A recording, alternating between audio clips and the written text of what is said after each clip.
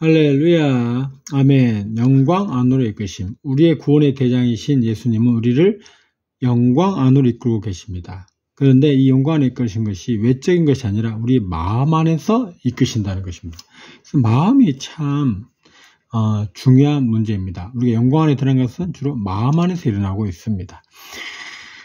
근거 구절로 보면은 데살로니가후서 1장 10절. 그날에 주님께서 오시면 주님은 그분의 성도들 안에서 영광스럽게 되실 것이며, 주님이 이 땅에 다시 오시잖아요. 영광 가운데 오시잖아요. 나타나실 것인데, 이건 뭐와 같냐면은 성도들 안에서 영광스럽게 된다는 것입니다. 그래서 주님이 영광 가운데 나타나신다는 것은 바로 우리들 안에서 영광스럽게 되는 것이, 이거는 내적인 것이잖아요. 그래서 영광으로 이끌었다 할 때 이 영광은 뭐냐면은 우리 안에 심어진 씨이신 이 영광과 같습니다. 그래서 우리 안에 씨가 심어졌잖아요. 이 씨가, 영광의 씨가 심어졌는데 이 씨가 자라는 것입니다. 이게 자라는 것이 영광 안으로 우리가 이끌림 받는 것이고 영광 안으로 들어가는 것입니다. 그래서 시편 85편 5절 보면은 마음의 시온을 향한 대로가 있는 이는 복이 있습니다. 시온을 향한 대로, 우리가 영광을 향해서 우리가 가는 노정 안에 있는데, 이것이 어디 있냐면은 마음에 있다는 거죠. 그래서 우리 마음에 씨앗이 뿌려졌습니다. 이 씨앗은 영광의 씨앗인데 이 씨앗이 자라야 되잖아요. 이 자라주고 꽃이 피고 열매를 맺는데 이것이 영광 안에 들어가는 것 같은데요. 이것이 뭐와 같냐면 이 전쟁과 같습니다. 많은 사람들 안에 영광의 씨가 심어졌지만 이 씨가 더 이상 자라지 않는 사람들이 많거든요. 그래서 이것은 우리 마음이 전쟁터이고, 이 영광 안에 씨가 우리 안에 심어진 것이, 자라는 것이 바로 전쟁입니다. 그렇기 때문에 우리의 구원의 대장 예수님께서 우리를 뭐하고 계시냐면은 우리를 위해서 기도하고 계십니다. 이 전쟁을 위해서 우리가 승리하도록 기도하고 있는 것입니다. 히브리서 7장 25절을 보면은 그분은 항상 살아계셔서 그들을 위하여 중보기도를 하시기 때문입니다. 그분은 우리를 위한 대제사장, 우리 구원을 위한 대장으로서 철저히 우리를 구원하실 수 있으십니다. 그런데 그것을 위해서 우리를 위해 중보기도하고 계십니다. 그래서 우리가 주님을 믿게 된 것도 그렇고, 우리가 지금까지 주님을 따르고 있는 것이 한 가지 이유가 있는데, 주님이 우리 일생 동안 그리고 지금도 우리를 위해서 기도하고 계시기 때문입니다. 그러면 주님이 구원의 대장이신, 우리의 대제사장이신 주님께서 우리를 위해 기도하시는데 무엇을 위해 기도하시는가 한번 보겠습니다. 마태복음 26장 33절에 보면 사탄이 밀처럼 체질, 밀 까부르듯이 한다 했잖아요. 그래서 베드로를 위해서 기도한다 했거든요. 경고해, 베드로가 실족하지 않도록. 그래서 주님이 우리를 위해서 기도하시는데 우리의 마음이 많은 때 실족하기 쉽습니다. 그래서 첫 번째는 주님이 우리의 마음이 실족하지 않도록 우리를 위해서 기도하고 계십니다. 이 베드로의 사례를 보면 또 요한복음 21장을 볼 때 주 예수님이, 베드로가 예수님을 떠나서 물고기를 잡으러 갔을 때 예수님이 이러잖아요. 회복시키잖아요.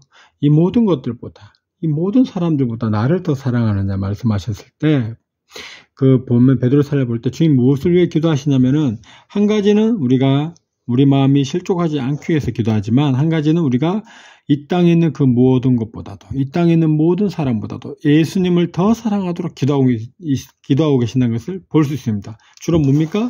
우리의 마음에 관련된 것이죠. 우리 마음을 위해서 기도하고 있다는 것입니다. 그래서 우리가 영광 안에 들어가기 위해서 우리 마음이 전쟁터이고, 주님은 우리 마음을 위해서 기도하고 있는데, 그러면은 우리가 어떻게 되냐? 히브리서에 따르면은 우리는 진영 밖으로 나가야 되고 휘장 안으로 들어가야 합니다. 진영이 뭐냐? 모세가 이제 진영 밖으로 나갔는데요. 왜 이스라엘 백성이 우상 숭배했을 때요. 근데 진영이 뭐냐? 이 백성이 입술로는 나를 공경하지만 마음은 나에게 멀리 떠나 있다. 이게 바로 진영입니다.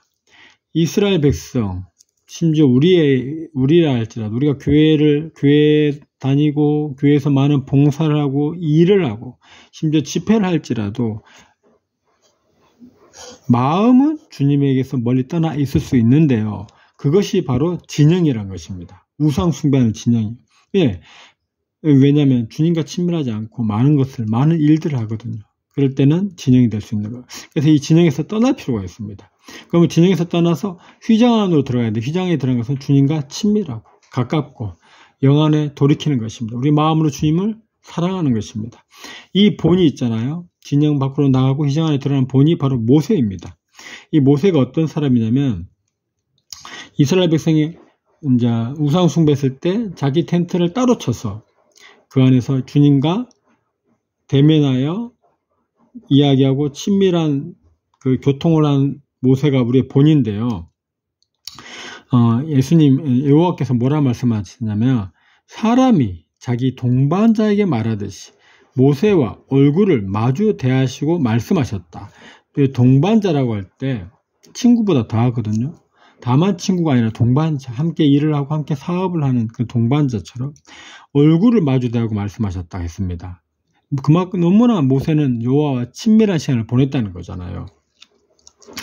그래서 이 동반자를 할 때는 주님과 위대한 사업을 같이 하는데 이 모세가 계속해서 주님과 친밀할 때 어떻게 되냐면 모세가 죽기 전에 보면은 여호와께서 모세한테 너는 좋은 땅에 가지 못하고 여기서 죽는다고 할 때 모세가 심지어 자기가 죽는다고 하더라도 자기의 죽음이나 자기가 좋은 땅에 들어가지 못한 것에 애통하지 않고 모세의 마음에 한 가지 가득한 것이 있는데 뭐라고 여호와께 말씀하셨냐면 모세가 이스라엘 백성이 목자 없는 양처럼 방황하지 않도록 기도했습니다. 모세의 마음에는 뭐가 있었냐면요. 이스라엘 백성으로 가득 차 있었습니다. 왜냐하면은 여호와와 친밀했기 때문에 여호와의 마음과 모세의 마음은 하나였습니다. 그 때문에 여호와의 마음이 가득한 이스라엘 백성이 모세의 마음에도 가득하여 자기의 죽음이나 좋은 땅 안에 들어가지 못한 것에 대한 것보다도 이스라엘 백성이 목양받고 좋은 땅에 들어간 것에 있었음을 볼 수 있습니다. 할렐루야! 우리가 이렇게 영광 안으로 가는 노정에 있는데 이 노정에 가기 위해서는 어떻게 됩니까? 진영 밖에 나가야 되고 우상을 숭배하는 진영에서 나가야 되고 휘장 안에 들어가야 되는데 모세처럼 주님과 친밀한 시간을 가져야 합니다. 사실 이 영광이라고 할 때 이 새 예루살렘은 영광의 성이잖아요. 이 빛이 가득하거든요. 이 하나님은 빛이십니다. 그래서 우리가 하나님과 친밀할 때 빛 가운데 있는 거잖아요. 빛 가운데 있을 때 주님이 우리를 빛 비추시면 우리는 어떻게 됩니까? 자백하게 됩니다. 우리 안에 뭔가 어둠이 있고 뭔가 주님이 책망하신 게 있잖아요. 자백할 때 이것이 바로 영광의 시가 자라는 것입니다. 우리가 자백한 만큼 생명이 자라잖아요. 근데 안타깝게도 많은 사랑하는 성도들이 외적인 행사나 일에 빠져 있고 외적인 집회에 빠져 있지만 실제적으로 여호와와 친밀한 시간을 가는 데는 부족하다는 거죠. 친밀한 시간을 가진 시간이 부족하다는 것은 우리 안에 생명이 자라지 않는다는 것입니다. 그래서 우리가 놓치지 말아야 한 가지는 여호와의 친밀한 시간, 주님과의 친밀한 교통, 빛 가운데 빛이신 주님 앞에 나가서 교통하고 자백하고 피를 적용하고 이러한 시간이 너무나 필요하고 이러한 시간은 결코 놓쳐서는 안 된다는 것입니다. 그럴 때 이러한 시간을 가질 때 우리는 영광 안에 이끌리고 할렐루야 영광 안으로 들어가게 될 것입니다. 우리 안에는 영광의 씨가 자랄 것입니다. 할렐루야.